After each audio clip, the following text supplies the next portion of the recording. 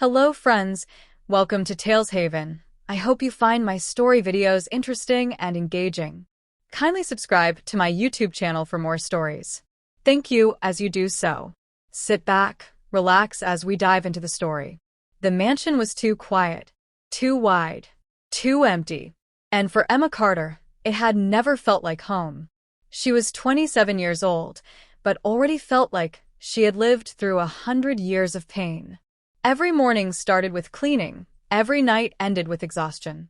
She had no friends, no family, no one who would call if she went missing. She worked as a live-in maid for Mr. Charles Alden, a 50-year-old retired millionaire who lived alone in his massive estate on the edge of the city. The house had long hallways, cold white tiles, and windows so tall they made Emma feel small every time she passed them. Emma had been here for 2 years. Not because she wanted to stay, but because she had nowhere else to go. Emma lost her parents in a car accident when she was only 5. Everything after that was a blur of strange homes, new schools, and people who came and went. She spent most of her childhood in foster care. Some places were decent, others weren't. She didn't have birthday parties. No family photos. No bedtime stories. Just silence. Some people in the foster homes used to whisper that maybe Emma had a brother. Maybe a twin. A few said there were 2 children found at the crash scene that day, but no one ever gave her a real answer. And Emma stopped asking. She didn't believe in fairy tales anymore. Still, on quiet nights, when the wind blew against the windows and the whole house seemed to hold its breath, she would touch the little silver pendant around her neck. It was shaped like half a heart and hung from a worn chain she never took off. She had no idea where it came from. She'd been wearing it when she woke up in the hospital after the crash. The other half was missing. Sometimes she wondered if someone out there still had it. But she didn't hold on to that thought for long. She couldn't afford to. Mr. Alden was rich, powerful, and always in control. He wore suits even when he didn't leave the house and always smelled like whiskey and expensive aftershave. When Emma first came to work for him, he promised a place to live and a steady job. For a while, that's what it was. But over time, his kindness changed. He started calling her to his office late at night for no reason. He began making comments about her appearance. "You're too pretty to be cleaning floors," he once said, standing too close, his eyes scanning her like she was a painting he owned. Emma smiled politely and stepped away. But it didn't stop there. One night, Emma had just finished folding laundry when she heard her bedroom door creak open. She looked up and saw Mr. Alden standing there, holding a glass of brandy. "You left the kitchen lights on," he said. His voice was calm. Too calm. "I don't think I did, sir," she answered softly. He walked in, slowly, like he belonged there. "You know, I've done a lot for you," he said, setting the glass on her dresser. "I've given you a home. A job. Security." She stood quickly, her heart pounding. "Yes, and I'm grateful, really I am." His eyes locked onto hers. "Are you?" He reached out, brushing her arm lightly. Emma froze. Her voice came out small, but full of fear. "Please, please don't do this. I really need this job. I don't have anyone else. Nowhere to go. Please." There was a long pause. Then he smiled, slow and cold. He turned and walked out without saying another word. After that night, Emma started putting a chair under her doorknob before going to bed. She changed how she dressed, always wearing long sleeves, always covering up. She never left her room unless she had to, and avoided being alone with him whenever possible. But she stayed, because she had nothing. And no one. Sometimes she imagined someone kind out there might one day find her. Maybe a good man, maybe a stranger who'd offer her a different life. Not for money, not for favors. Just because they saw her. The real her. The one no one else had ever cared to see. But those were just daydreams. And daydreams didn't pay rent. At night, Emma would sit by the window in her small room, holding the silver half-heart between her fingers. The edges were smooth from years of being touched. There were faint letters on the back, barely visible now. Ver forget. She didn't know what the full message used to be. Maybe something hopeful. Maybe something broken. She didn't know if it meant anything anymore. But still, she held it. Because it was the only thing that had stayed with her all these years. The only piece of her past she hadn't lost. One chilly morning, as she was sweeping near the grand front doors, she heard a car pull up outside. It wasn't one of Mr. Alden's usual visitors. This car was black, shiny, and silent. Emma opened the door. And there he was. A tall man in a clean-cut suit. Dark hair. Deep eyes. He looked like someone out of a different world. "I'm here to see Mr. Alden," he said. His voice was calm. Kind. Emma blinked, something strange fluttering in her chest. She stepped aside and let him in. She didn't know his name yet, but something about him made her heart whisper, maybe. The door closed behind him with a soft click. Emma stood by the frame, watching the man walk across the marble floor. He moved like someone used to being in charge. Calm steps, no hesitation. His coat was damp from the light rain outside. His hair was neat, but a few strands had fallen over his forehead. She stayed quiet. That was the rule. Clean, open the door, stay invisible. He didn't look at her, just handed her his coat politely and followed the hallway toward Mr. Alden's study. For a moment, Emma stood there holding the heavy coat in her arms. It smelled like fresh rain and expensive cologne. Something about that scent made her close her eyes for a second longer than she meant to. Then she folded the coat carefully and hung it by the door. Just another visitor, she thought. Nothing more. But she was wrong. From the kitchen, Emma could hear the low murmur of voices behind the closed study door. Mr. Alden didn't like to be interrupted during meetings. She knew better than to walk past that hallway when it was closed. She kept herself busy, wiping the kitchen counters again, though they were already spotless, rearranging the dishes in the cupboard, pretending it mattered. She tried not to wonder who he was, but his face kept slipping into her thoughts. It was nearly an hour before the study door opened again. Emma was just walking down the hallway with a tray of tea she'd prepared, for herself, not them, when she heard the voices returning. She looked up just as she turned the corner, and bumped right into the tall man from earlier. The tray slipped. The cup shattered on the floor. Hot tea splashed across the tiles and her wrist. "I'm so sorry," she gasped, dropping to her knees to clean it before anyone could yell. Her hands shook as she reached for the broken pieces. The man stepped back, startled but calm. "Hey, are you okay?" His voice was warm, not annoyed.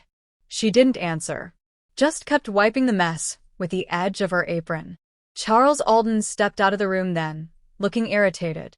"Emma," he said sharply. "Be careful, for God's sake." I didn't mean to." "She's fine," the visitor interrupted, frowning slightly. He turned to her. "Did it burn you?" Emma shook her head quickly, not meeting his eyes. The man crouched down beside her, picking up the largest piece of the broken cup. For the first time, he really looked at her, and something in his expression shifted, like he saw something he hadn't before. Her face, her eyes, the fear behind them. He held the cup piece out to her gently. "It's okay," he said. "Really?" She nodded and took it, her fingers brushing against his. Then he stood and turned back to Alden. "Thank you for the meeting. I'll be in touch." He walked out the front door without another word. Emma stayed on the floor until the door clicked shut again. Her heart was beating too fast. Not from fear, but from the feeling that for just a moment someone had actually seen her. The house was quiet again. Emma cleaned up the rest of the broken cup, wrapped her burned wrist in a cold towel, and finished her chores. She should have gone straight to bed. But instead, she found herself sitting by her window again, holding her pendant in her hand. She didn't know his name, but she remembered his eyes. Kind. Curious. Different. Not like the others. Not like Mr. Alden, who only looked at her like she was something he owned. Not like the strangers who walked in and out of the mansion without ever asking her name. She didn't expect anything. She never did. But still something about him stayed in her thoughts. Ethan sat in the back seat of his car as his driver took him back into the city. The meeting had gone as expected. Charles Alden was difficult, stubborn, proud. Nothing new. But his mind wasn't on the business deal. It was on the girl with the broken teacup. He hadn't noticed her at first. Just another maid, he'd thought. But her hands had been shaking. Her eyes wouldn't meet his. And when she touched the hot tea, she hadn't cried out. She just panicked, afraid of something more than pain. That fear didn't come from a spilled cup. It came from something deeper. He didn't know why it bothered him so much. But it did. The next day, Ethan came back to the mansion. He told himself it was for business. But when the door opened and he saw her standing there again, eyes wide with surprise, he knew. It wasn't business. It was her. Emma stared at him. She didn't expect to see him again. Not this soon, not the very next day. But there he was, standing on the front porch, sunlight catching in his dark hair, wearing the same kind of calm confidence she remembered. He didn't smile right away. He just looked at her, like he was trying to figure something out. "Good morning," he said gently, as if not to scare her.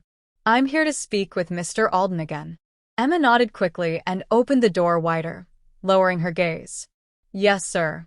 This way." She stepped aside, careful not to let her shoulder brush his as he walked in. But he paused halfway through the doorway, turned to her. His voice was quiet, but clear. "Are you okay?" Emma froze. She nodded. "I'm fine." He tilted his head. "Your wrist?" She pulled her sleeve down before he could see it. "It's nothing." Their eyes met. Something passed between them. Then she lowered her head again and led him to the study. Ethan sat across from Charles Alden, but his mind wasn't focused on numbers or contracts. "I've already looked over the paperwork," Alden was saying, pouring himself a drink. "You want to buy shares of a company I'm not even running anymore. What's in it for you?" "I believe in fixing broken things," Ethan replied, though his voice lacked its usual sharp edge. Because his mind was on her. The maid with the quiet eyes and careful hands. There was something about her, something that didn't sit right. Not just sadness. It was like she was used to being afraid. He needed to know why. After the meeting, Ethan walked out through the back patio, saying he needed air. The mansion had a garden, overgrown and quiet, with a small stone path that led to a dry fountain. Emma wasn't expecting him to come out there. She was just trimming some rose bushes, gloves on, hair tied back. When she saw him walking toward her, she almost dropped the shears. He stopped a few feet away and gave a soft smile. "Do you always do the gardening too?" She nodded slowly. "Yes, sir." "You don't have to call me sir," he said. Emma looked down. "It's just what I was taught." He was quiet for a moment. Then he asked, "What's your name?" She blinked. No one had asked her that in a long time. Emma. He nodded. Emma. "That's a good name." He sat on the low stone wall nearby. "Do you live here?" "Yes." "Just you and Alden?" She hesitated. "Yes." "Any family?" he asked gently. Emma shook her head. No. "Not anymore." There was a silence.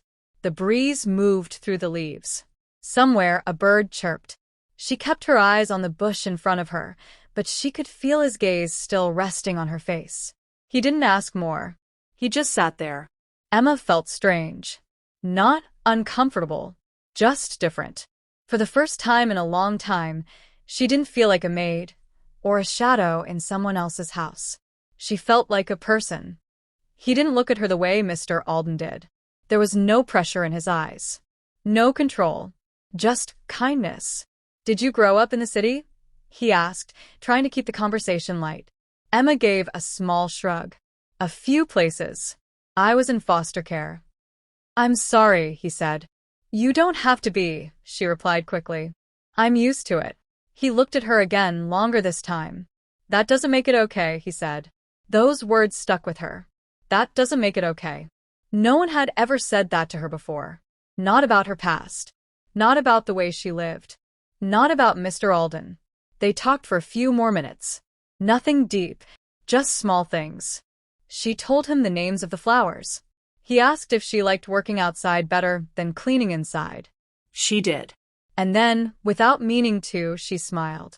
Just a little one. And he noticed. His eyes softened. "You should smile more." Emma looked away, embarrassed. "I don't smile much. Maybe you should start." He stood, brushing off his hands. "It was nice talking to you, Emma." She didn't answer, but she watched him walk back into the house. For the rest of the afternoon, she kept thinking about what he said. You should smile more. Before he left, Ethan stood in Charles Alden's office again. I'll send over the updated contract, he said casually. Charles poured another glass of brandy. Don't waste your time coming back in person. My assistant can handle it. Ethan nodded, but then added, Your maid, Emma. She's quiet. Charles looked up from his drink. She's been through a lot. Orphan girl. I let her stay. Feed her. Give her work. That's more than most would. Ethan didn't reply, but his jaw tightened. Then he left.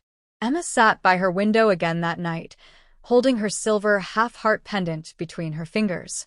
She didn't know why her chest felt warmer than usual.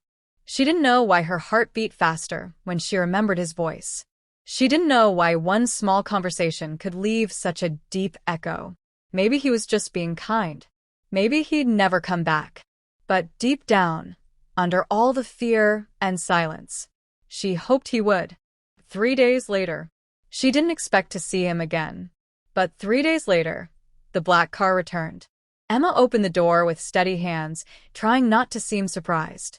Ethan stepped out, wearing a navy coat, his eyes calm and clear. He gave a polite nod to her and walked inside like before. This time, though, he didn't walk past her right away. He paused. Hi, Emma, he said softly. She blinked, not used to someone remembering her name. Good afternoon, sir. I told you, just Ethan. A small smile touched her lips, but it vanished quickly. He walked past her, but something about the moment stayed. Her name on his lips didn't feel heavy like when Mr. Alden said it. It felt safe. That afternoon, after another long business talk with Charles Alden, Ethan stepped out into the garden again. This time, he didn't look around for her, because she was already there. Emma was trimming vines that had crept over the garden wall. She wore simple clothes, jeans, a long-sleeve shirt, her hair tied in a low bun.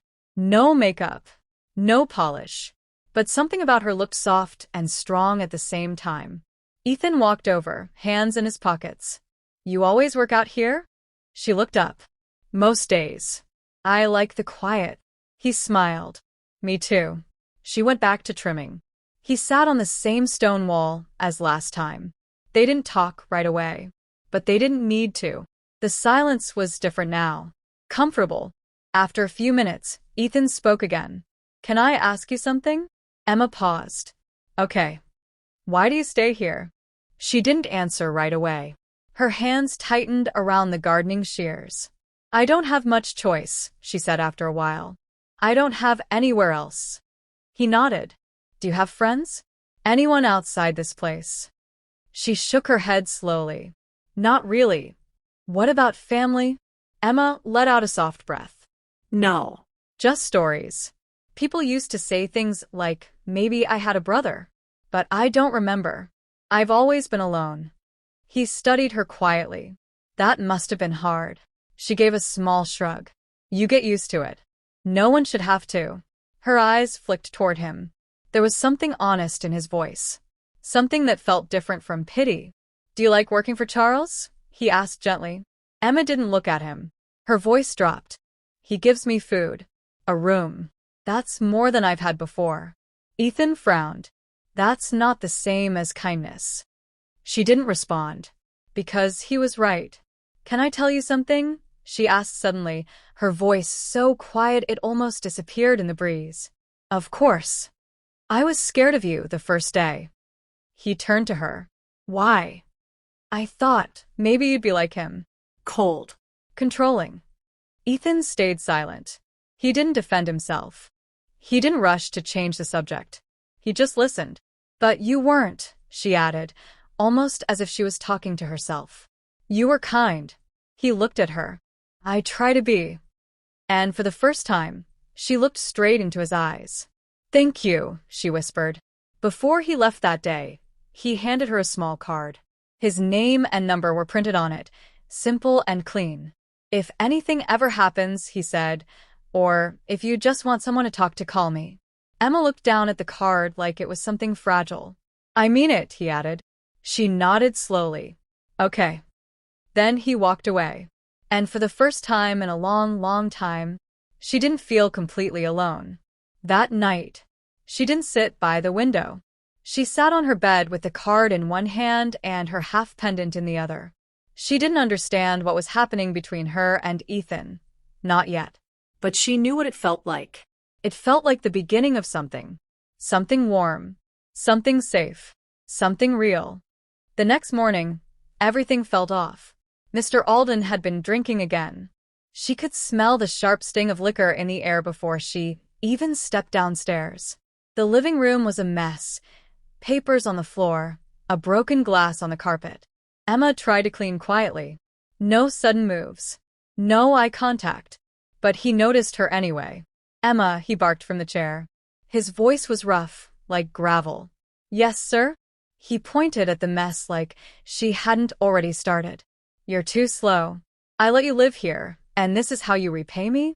With silence and sloppy work? I'm sorry. I'll fix it right away." He stood up, walked toward her. Something in his eyes had changed, darker, heavier. She stepped back without thinking. He laughed under his breath. "You always act like I'm going to hurt you." Emma didn't speak. His eyes narrowed. "You think you're better than me, don't you?" "No, sir." "Don't lie." She opened her mouth to speak, but he raised his voice. "Don't you forget. You are here because of me. No one else wants you. You don't matter out there." Emma's heart beat like a drum in her chest. She bowed her head and whispered, "Please, just let me work." For a moment he stood too close. Then he turned and walked away, muttering something she couldn't hear. Her hands were shaking again. She went upstairs, closed her door, and for the first time, she picked up the phone. Ethan was in the middle of a meeting when his phone vibrated. He didn't recognize the number. He almost ignored it, but something told him to answer. "Hello."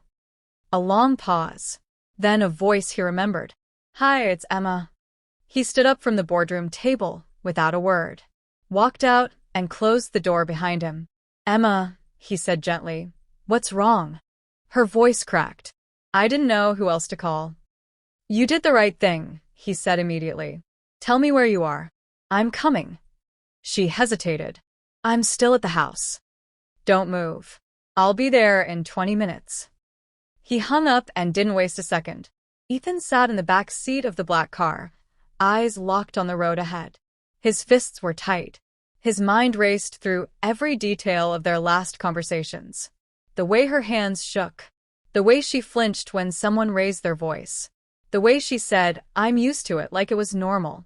It wasn't. And today, she'd finally reached out. He wasn't going to let her fall again. Not now. Not ever. Emma heard the knock from her room. 3 slow, solid taps. She knew it was him before she even moved. Her hands still trembled as she opened the door. Ethan stood there, hair windblown, eyes searching hers. "You okay?" he asked softly. She nodded, but tears were starting to build in her eyes. He didn't push, just stepped inside and closed the door behind him. "Tell me what happened," he said. She looked down. He yells. Gets too close. Sometimes, I think he wants more than just a maid. Ethan's jaw tensed. "But I've never let him. I always run or beg him to stop. He hasn't done it, but he tries and it scares me." Her voice cracked. Ethan stepped closer. She didn't back away. "I'm tired," she whispered. "I'm tired of being scared." And for the first time, she let the tears fall. He stayed with her for over an hour. They sat on the edge of the small bed. He didn't touch her. Didn't ask for anything. Just listened.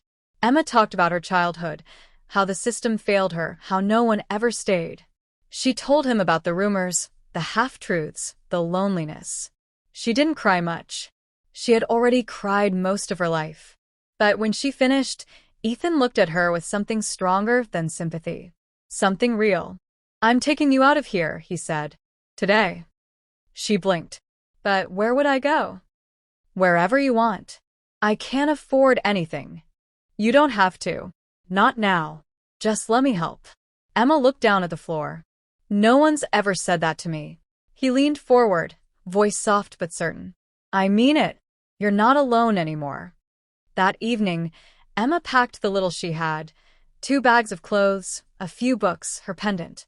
She didn't say goodbye to Mr. Alden. She didn't know him, anything. As she stepped out of the mansion for the last time, the cold wind hit her face.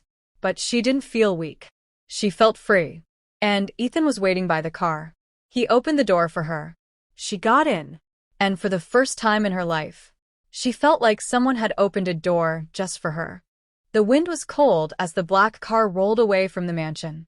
Emma sat beside Ethan in the back seat, her fingers tightly gripping her bag. She didn't speak. Her heart was full of fear and something she couldn't name yet. Maybe hope. Ethan didn't say much either. He just sat with her. Calm. Steady.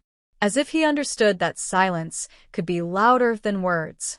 That night, Ethan brought her to a small guest house on the edge of his private property.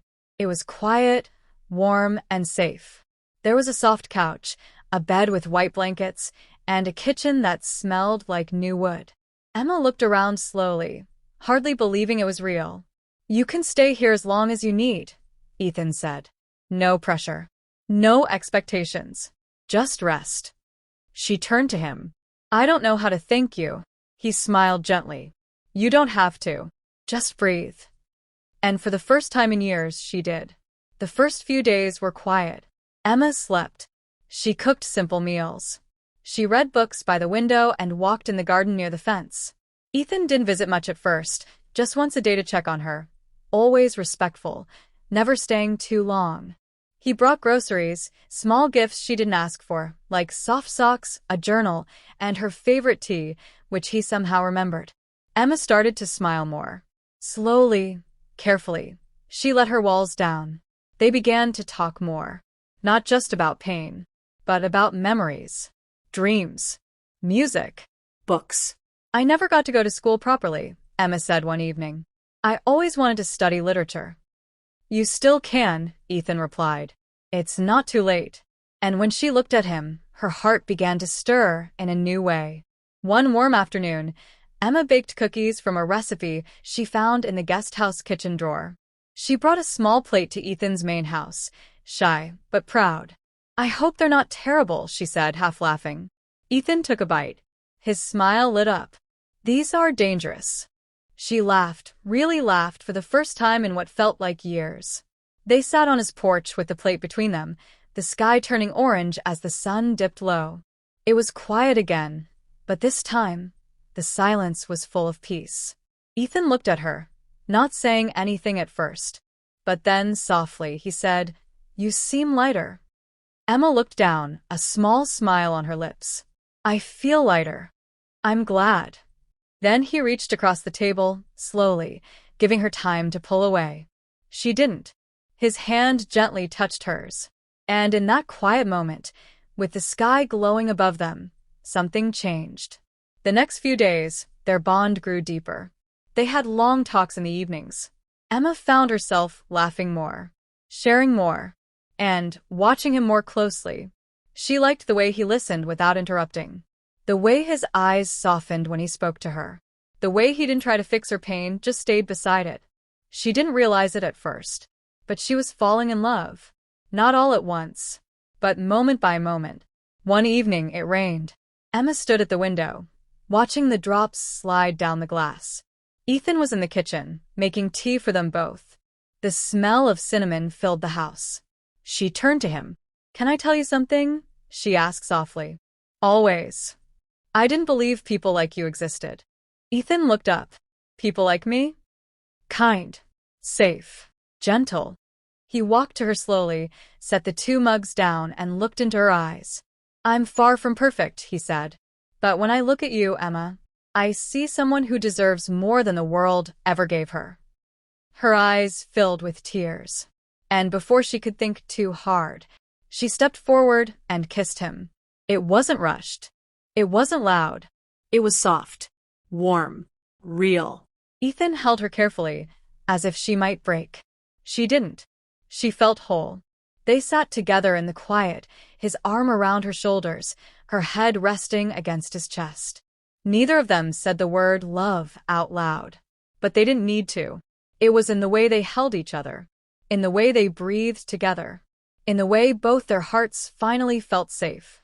And from that night on, they knew something real had begun. A week later, Ethan looked at her across the breakfast table, a gentle grin on his face. "I know this is sudden," he said, "but when you're ready, I want us to build a life together. For real." Emma looked up, startled. He didn't push. He just smiled again. "I'm not going anywhere." She touched her pendant, heart pounding. And for the first time in her life, she believed someone. Emma stood at the mirror, brushing her hair slowly. She couldn't stop smiling. A month ago, she had been living in fear. Now she was planning her wedding. It still didn't feel real.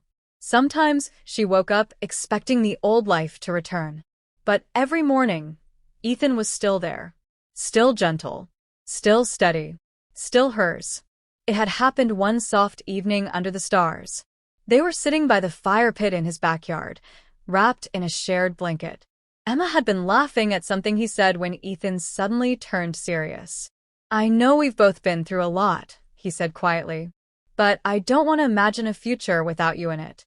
Emma, I want to marry you. Not because I saved you, but because you saved me." She had tears in her eyes as she whispered, "Yes." Now, just 3 weeks after the proposal, wedding preparations had begun. They kept it simple, just a small, garden wedding with close friends and no press. Emma didn't want anything fancy. She just wanted the moment to feel true. Ethan agreed. They chose soft colors, cream, blush pink, light gold. Emma picked out a dress with lace along the sleeves and a long, flowing skirt. It was the first time in her life she had ever worn something designed just for her. Every fitting, every flower picked, every song chosen felt like healing. She was finally writing her own story. The day before the wedding, Emma visited the old foster center she grew up in. Not to revisit pain, but to let go of it. She walked through the halls slowly, remembering the girl who used to hide in corners, holding her pendant and pretending someone out there was looking for her. That girl was gone now, replaced by a woman who had found someone who did see her, not as broken, but as beautiful. Before she left, one of the older staff members, a kind woman named Mrs. Harper, called out to her. "I heard you're getting married," she said, hugging Emma tightly. "You deserve this, sweetheart. All of it." "Thank you," Emma replied, holding back tears. Then Mrs. Harper looked down at the silver pendant around Emma's neck. "You still have that old thing?" she asked, smiling. Emma smiled. "It's the only thing I had growing up." "Funny," Mrs. Harper said, tilting her head. "I always wondered where the other half went. You know, the boy who came in with you that night, he wore the same thing." Emma's smile faded. "What boy?" she asked, her voice barely above a whisper. Mrs. Harper blinked. "You don't remember?" "No. I was told I was brought in alone." Mrs. Harper looked confused. "That can't be. There were 2 of you. Same age. Same last name. Same night. We thought you were twins." Emma's heart skipped. Her knees felt weak. "What happened to him?" she asked, her voice cracking. Mrs. Harper shook her head slowly. "I wish I knew. He was placed fast. Some wealthy couple took him in after just a few weeks. We lost track of him." Emma stepped back, her breath uneven. She felt dizzy. Cold. She touched the pendant at her chest. 2 halves. One story. One past she had buried under silence. Emma didn't sleep. She sat by the window, holding the pendant in one hand and her journal in the other. Could it be? Could she really have a brother? And what if? No. No. Her mind refused to say the next part. She looked at Ethan's picture on her phone. His smile. His eyes. The way he made her feel safe. Her heart twisted. She had to know the truth. Even if it hurt. Even if it destroyed everything. She picked up her phone. The next morning, she met with Mrs. Harper again, asking for access to old files. Ethan helped her call private investigators. It didn't take long. Just one name. Eli Carter. Adopted by the Blake family. Renamed Ethan Blake. Her Ethan. Her protector. Her safe place. Her brother. Emma stood in the middle of the guest house, her whole body shaking. Ethan walked in, smiling, holding a box of wedding ribbons. "Hey," he said gently. "Only one day left." She looked up, eyes full of tears. "We need to talk." He set the box down slowly, sensing the weight in her voice. Then she told him everything. His face went pale. His breath caught. He sat down hard. Neither of them spoke for a long time. The silence was filled with pain, with disbelief, with heartbreak. "I didn't know," he whispered. "I didn't either," she said, tears falling down her face. "But it's true." He closed his eyes, and she thought this is the end. But when he opened them, there was something else there. Love. Still there. Changed but not gone. They sat side by side, both broken, both lost in a storm they never saw coming. Ethan reached for her hand. "I love you, Emma," he said, voice cracking. "Even if we can't be what we thought, you're still everything to me." She cried harder, not because of the pain, but because of the truth in his words. "We're family," she whispered. "Real family." And somehow, in the middle of that heartbreak, they held on, not as lovers, but as two souls who had finally, against all odds, found each other. The house was silent. Emma and Ethan sat on the floor beside each other, not speaking. The room felt cold, even though the windows were closed and the sun was shining through the glass. The box of wedding ribbons still sat on the table unopened. Everything was ready for a future they could no longer have. But neither of them moved, because they weren't sure how to start again, or what came next. Later that afternoon, Ethan stood in the living room, phone in hand. He looked at Emma. She gave a slow, tearful nod. He made the call. The wedding was canceled. No guests. No music. No ceremony. Just silence. But it wasn't empty silence. It was the kind that comes before something new begins. That evening, Emma called Mrs. Harper at the foster center. She thanked her for telling the truth, even if it came late. Then she and Ethan sat down together and started writing letters to the few friends they had invited to the wedding. They didn't tell the full story, only that something important had come to light and they needed time to heal and rebuild. They were honest, but private. They had every right to be. For days, they grieved. Not because their feelings were wrong, but because what they had was real. And losing that kind of love, even for the right reason, hurts deeply. Emma cried alone the first night. Ethan sat on the back porch, staring into the quiet garden, holding the pendant that had once brought them together. He found the other half in an old box of childhood things, days after the truth came out. When he held both pieces side by side, they fit perfectly. "Never forget." That's what the full engraving said. Now, he never would. But after the pain began to soften, something else started to grow between them. Not romantic love. Not what they had before. Something deeper. Something more lasting. They began to spend time together again, but differently. Emma started calling him Eli sometimes, the name he had before he was adopted. It made him smile in a sad but happy way. They talked about their childhoods. They shared memories, things they had forgotten, things that suddenly made sense now. Emma remembered a song. Ethan remembered a stuffed lion. She laughed at how bad his haircut was in his old foster photo. He teased her for thinking he was scary when they first met. And just like that, the walls began to fall again. One weekend, they went back to the foster center together. They stood outside the old building, hand in hand, not as lovers, but as something just as rare. Long-lost siblings. Mrs. Harper met them at the door, teary-eyed. She gave Emma a hug, then looked at Ethan with a mix of joy and disbelief. "I should have known," she whispered. "You two have the same eyes." They smiled. No anger, just peace. Back at home, Emma started talking about going back to school. Ethan helped her apply to an online university. "You've always loved books," he said. She grinned. "I'm ready now."